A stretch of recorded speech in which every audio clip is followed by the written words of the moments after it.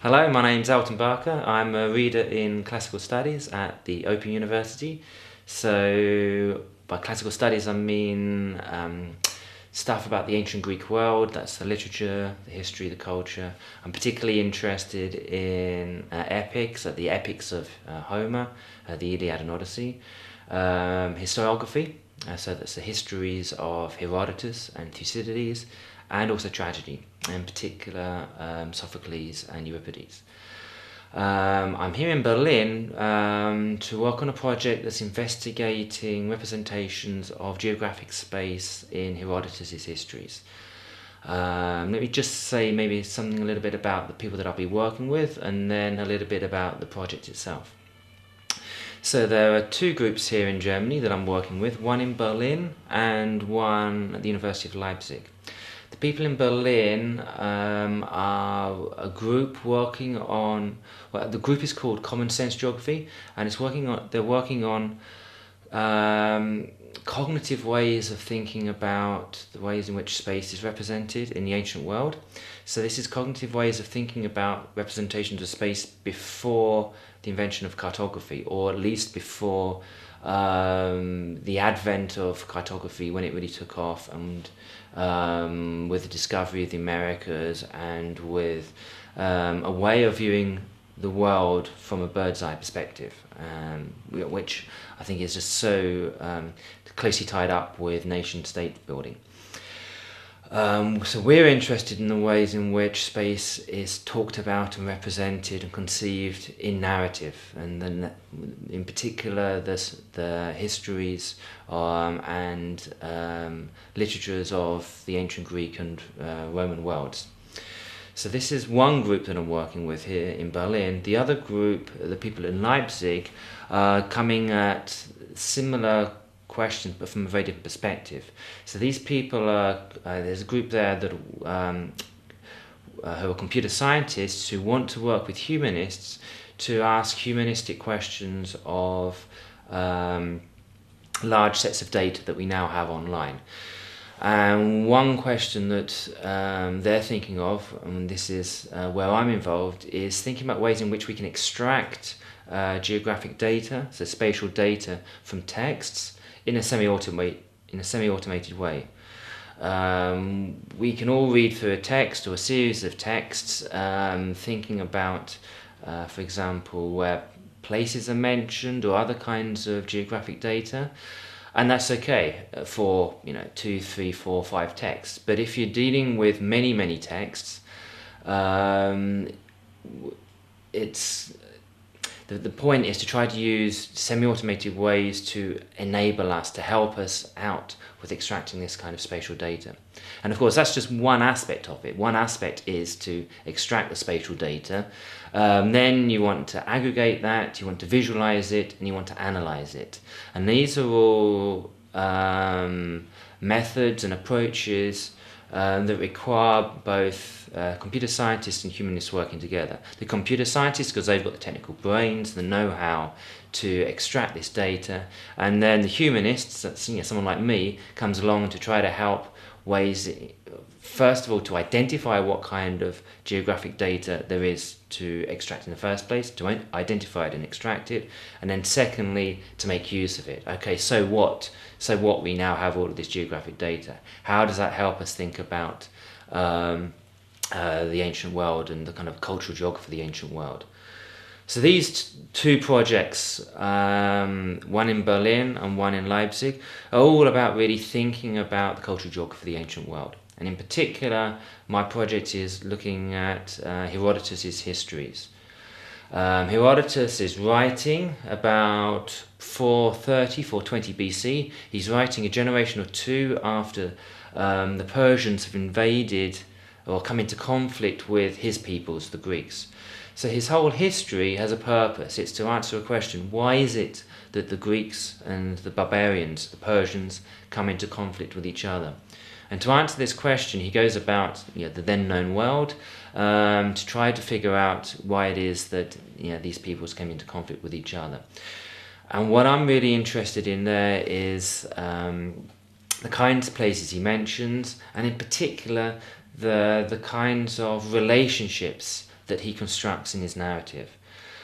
To a certain extent, even with the opening frame of his question, why is it the Greeks and the Persians come into conflict, there's a sense of a polarity in this world, a sense of us versus them, Greeks versus Persians. And that's how many people have seen Herodotus and have seen Herodotus as constructing a sense of Greekness and really starting this Western way of thinking about a confrontation between great powers, the East versus West. But that's only part of the story. You get that sense of conflict and the conflict of two powers, but you also get lots of connections that intersect and cut across and undermine that division.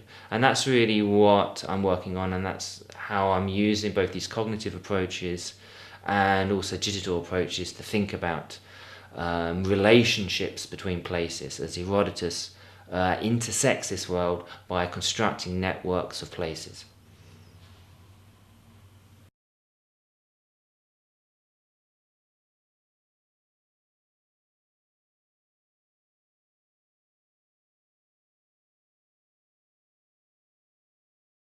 I think actually the bigger difference is the difference in the way in which I now work as a humanist.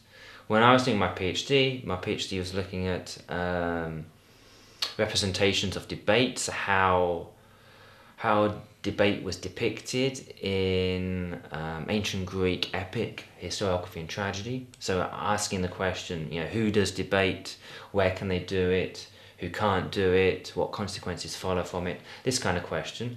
This was my PhD, subsequently a book, and I did this all by myself. Well, all by myself, I had my supervisor, I had lots of colleagues, but basically I was in a library, holed up in a library somewhere for 3.5 odd years, surrounded by books, very isolatory experience. Since I started working in the digital realm, I've been working with teams, and this is now my work. My work is collaborations with people in the UK, in Europe, here in Germany, and also in the US. So international teams, international collaborations with other humanists, so other people working in the classical world, or more generally the humanities, and also archaeologists, computer scientists, lots of different kinds of people. And this has been a real step change for me.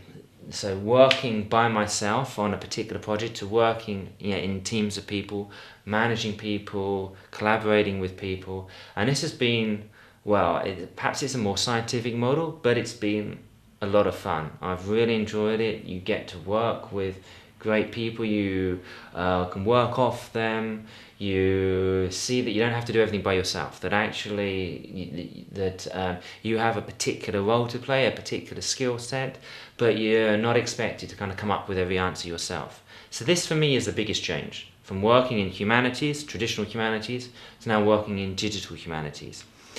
The only thing I'd say about the difference between here and the UK is that in the UK, digital humanities is a little bit more, embedded within certain university structures.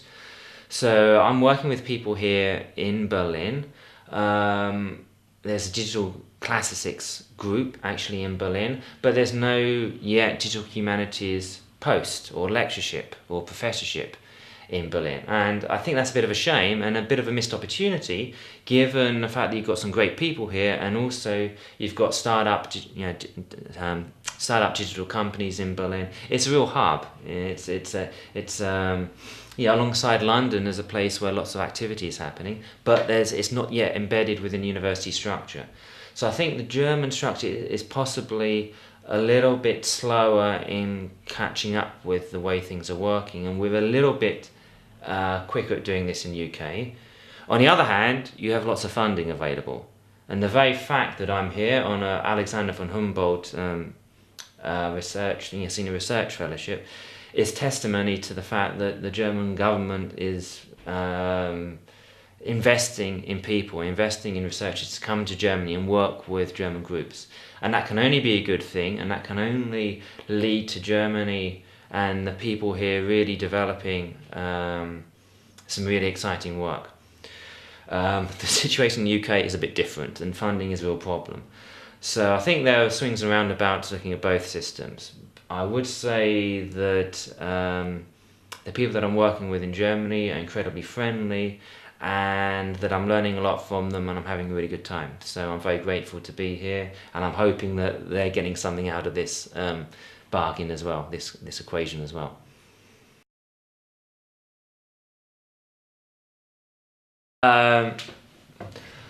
I am teaching in England. It's a bit complicated because of the kind of the unique university I'm at the minute. So before my current job, I was teaching in Oxford, and I was a lecturer for the classics department in Oxford, and also a tutor in Christchurch.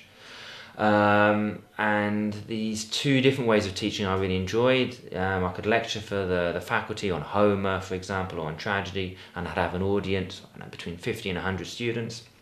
And the way Oxford works is you just go in, you give your lecture, other people are setting the exam. So there's an opportunity to try to inspire, to give students information, or rather allow them to think around a subject and access information, but also to try and inspire, to enthuse, and to have a bit of fun, to get them really interested in the topic. And then you have also tutorials where you're working in small groups of students, typically 2 to 3, where you really get the students themselves to engage with the material, to think about questions, and really start conducting research themselves. It's a really unique research environment, Cambridge and Oxford together, because they have this tutorial system. They can afford that. Now I'm at the Open University, which is a totally different beast. So rather than dealing with 2 to 3 students in a college, where typically our courses, in order to be, let's say, sustainable, need 700 students, 800 students. So you lose that sense of intimacy. But on the other hand, there are lots of other possibilities. And one of those possibilities that we've been actively pursuing, really ever since the foundation of the university, which was in 1969, was using modern technology. So initially, that modern technology was television, and other maybe, can you cut that bit out? Just go from the television bit. Okay, hang on. Pause. I can... No, it's okay. It's fine. And just, you can stop it after the television, re-edit. Okay. So, yeah, back in 1969, the technology of the day was television. And the Open University, from its inception, worked very closely with the BBC, initially, to deliver its courses. And certainly when I told friends and colleagues of mine of a similar age to myself that I got a job at the Open University, everybody had the same image in mind of the crazy maths professor with hair out here and big beard, with a blackboard and some crazy equations, delivering a lecture or some kind of tutorial at about 2 o'clock in the morning on BBC Two. This is our concept of an Open University lecturer. Well, times have moved on a bit. You no longer have to either stay up and to watch BBC Two at 2 o'clock in the morning, or video it, as many people did. But we can deliver these courses with DVDs, with other kinds of audio methods, for example, podcasts, and of course, increasingly online. So this is where the digital aspect comes in.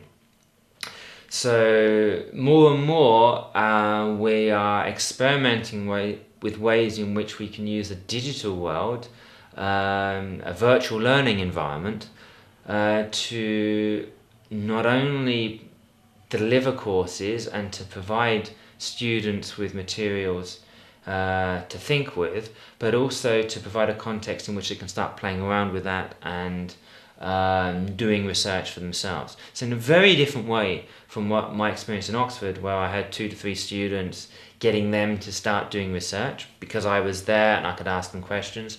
Try and recreate that kind of excitement and enthusiasm for a topic and the open-endedness of a topic through using digital resources, through providing contexts that are both generic in that they can be rolled out to attract 700, 800, 900 students, but also intimate, familiar and individual enough so that each person feels as though they're being personally involved, personally communicated with, and they can conduct their own research. So that's, I think, a really exciting opportunity, because not that many people can go to Oxford and Cambridge, can afford to go to Oxford and Cambridge. You have the possibilities to go to Oxford and Cambridge, sadly. Whereas the Open University, this is for anybody, and the clue is in the name. It's open. Anybody can study the university. Anybody can learn whatever they want to. So this is a way of opening up this, in my mind, fantastic education. This fantastic subject of mine, classical studies. Open it up for anybody else to kind of get excited with and get dirty with, and to start playing around with. And it's this new medium, the digital world, that can really, I think, bring that into everybody's homes so that they can start doing research for themselves.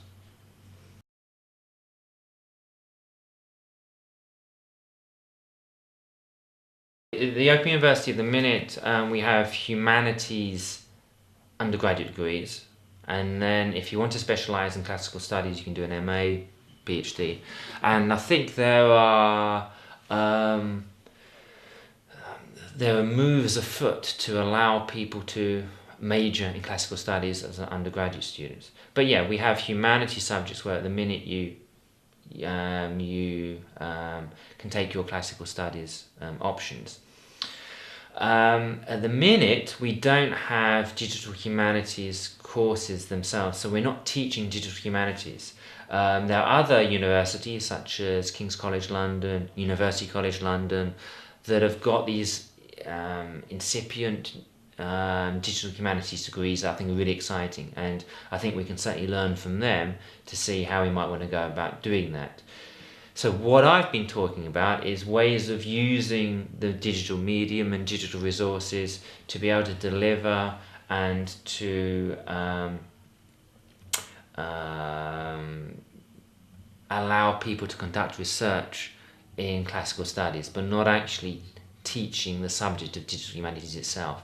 It's still at an early stage. I'd like to think we're going to be doing that at some point, and I think we need to learn from other universities to see how they deliver that. I think it's a particular challenge when, like at the Open University, you're basically a virtual university, so you, as central academics, we don't really see the students that much. The students get the opportunity to see a real person, and I think that's really important in their regions. So it's not just about having online stuff like MOOCs, these massive online open courses. The Open University is not like that. I mean, it does a massive bit, and it's open and online and all that, but it also has real people that you can talk to, and I think that has to be an essential element of any degree course.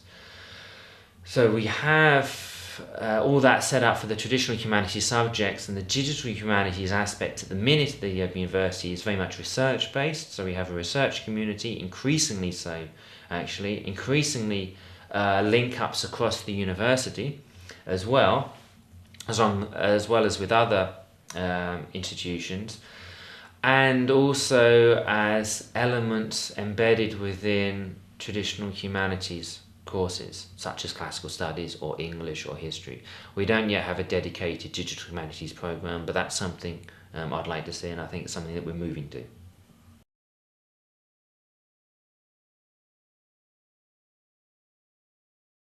I remember the snow. It was February, right, or January? Yeah. Yeah.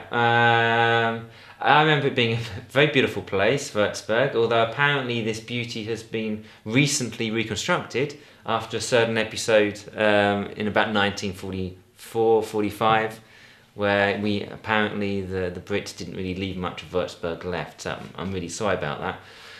3 houses apparently, but now it's a beautiful town, and I really like the Schloss, the little castle up on the hill, and the vineyards, and it looks an amazing place, and I'd love to go back, perhaps when the new wine is being, whatever you do with wine, crushed, when the grapes are crushed and the new wine is being poured. As regards my lecture, I was very privileged and happy to talk to the Digital Humanities group in Würzburg. So Würzburg has a Digital Humanities group and a presence, so Berlin, take note. And I talked about 3 projects, all related to ideas of ancient space, ancient geographic space. The first of those I've already mentioned briefly, which is the Herodotus project, or the Hestia project, and that was and is looking at ways to think about the way in which Herodotus talks about, represents space in his narrative. So thinking about space not so much as points on a map, which is certainly the way in which we, in the modern world, have grown up thinking about space, geographic space, with atlases, especially now with Google Earth, where we can zoom in on particular places, like find out, get the street view, find out where we live. So we have this concept of zooming in, zooming out, dots on a map. Whereas in the ancient world, there's very little use made of such cartographic representations. They had them, and we get snippets here and there of visual representations, but far more the common way of representing space was through narrative, was through text. And so the Herodotus Hestia project is all about trying to extract this kind of geographic representation from text and thinking about this new paradigm, moving away from this East versus West paradigm and thinking much more in terms of an interconnected series of networks between places that cut across an East-West divide. So that's what the Herodotus project is about, and that was the way in which I introduced my talk. This was my entry into the world of digital humanities, because one way in which we were trying to extract this geographic data was through using an online text, using a digital text of Herodotus. That was one way in which we were able to capture this information and start visualizing it and representing it in ways in which we could think about the relationships that Herodotus was making between places. So that was the first project, the Hestia project, and then I believe I moved on to a second project, which was all about taking this further, taking this concept of extracting geographic data from a text and visualizing it in order to analyze. You can do this kind of extraction of geographic data in one text yourself. And in fact, we did as well in the Herodotus Hestia project. We took one section of the text and we went through it and hand encoded each single sentence to see whether there was spatial data and whether that spatial data is related to other kinds of spatial data. So precisely this concept of relationships. You can do that with one text. It becomes much more difficult if you're dealing with multiple texts. And so the next project was really the more pure form of a digital humanities project, which was just using digital data. Here and again it was a collaborative project, we got some money from Google to use the Google Books corpus for humanistic purposes. And what we were interested in was extracting geographic data from texts, visualizing it, and then visualizing it in different ways so that you can, as a reader, understand the geographic data better in those texts. So what we came up with was a way to automatically extract spatial data, place name information from any text, and then visualize that either in one go, so you have all of the geographic information there at a glance, and you can see that according to chapter. You can see what places are mentioned most often and where they're mentioned in the text, and then you can go on and find these individual references yourself as a reader. Or you could read through the text and see the geographic data, the geographic data mentioned in any particular section of the text as you are reading the text.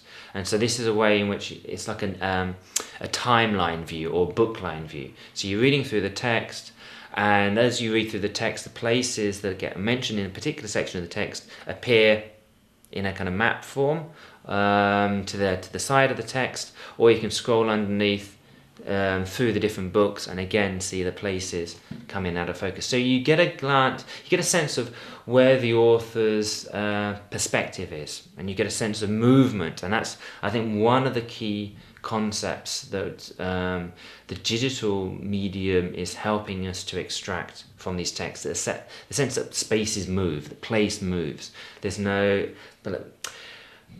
By this I mean that they're not just dots on a map, but they get related to other kinds of places, and they become more or less important as you go through the narrative. You get a sense of place or space being lived. So this was the Google project, the Google Ancient Places or GAP project. Now, thus far I've just been talking about texts and narratives and trying to extract spatial geographic data from text, which I think is really interesting because this is something that I think we perhaps undervalue because we're just so used to visualizing space in maps, Google Earth, and not so much in terms of narrative, although narratives can give really interesting perspectives, a ground level view on how space works, as it were. But there's a lot of other stuff out there on the web to do with ancient places.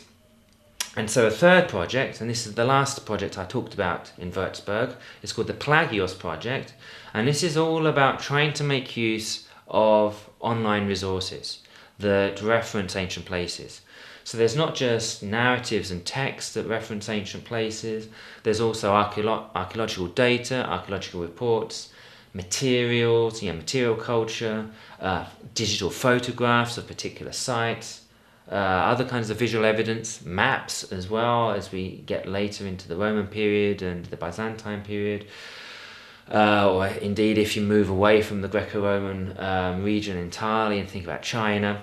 So there's all this other stuff that references places, and the Plagios project is all about a way of allowing users, that's you or me, to go through this data and being able to connect it together. So being able to link between these different kinds of data sets. This way you'll be able to mash up, for example, to bring together visual artifacts alongside maps, alongside archaeological reports, alongside texts. And you can do this through a simple principle, and that's called linked open data. So each one of our partners, because Plagios is basically a network itself, each one of our partners represent their own data in a particular way, and they continue to hold the data, they continue to, it's their data, they can hold that data in any particular form that they want to, so long as they use a particular identifier, a unique code for an ancient place. And this unique code comes from an online gazetteer called Pleiades, which is based at New York University, the Institute for the Study of the Ancient World. They have basically an online atlas or gazetteer. They've given unique codes for ancient places, which then means that all of us can disambiguate, decide between different places, so that when I'm talking about Athens, you understand Athens to mean Athens of ancient Greece or not Athens, Georgia, for example. And just through this very simple principle and some other whizzy technical things that I'm going to struggle to talk about because I'm the humanist guy, but with very simple means, by representing your data in this way, a kind of extra add-on to what you already have, you can then allow your data to be accessed by other people. And more than that, you can allow people to go from what you hold, the kind of data that you have in the form that you have it in, to bring together other people's data. So that this really makes use of the web as a linked open data space. So you can start really networking between different projects and really bringing information together that you want to bring together, that really interests you. So it's a really, from my perspective as a humanist, this is really starting to make use of the medium. We're moving away from a print culture now. Scholars surrounded by books. You have to kind of go around in a library and kind of collect together and stack up. this can all happen online, and we're enabling this kind of activity to happen online, and you can bring it all together in one single space. That is your computer screen, your computer interface. And then you can find out stuff about any particular ancient place, all the mentions in the literature, the archaeological reports on it, maps about it. You can bring all that stuff together yourself and conduct the inquiries that you want to conduct.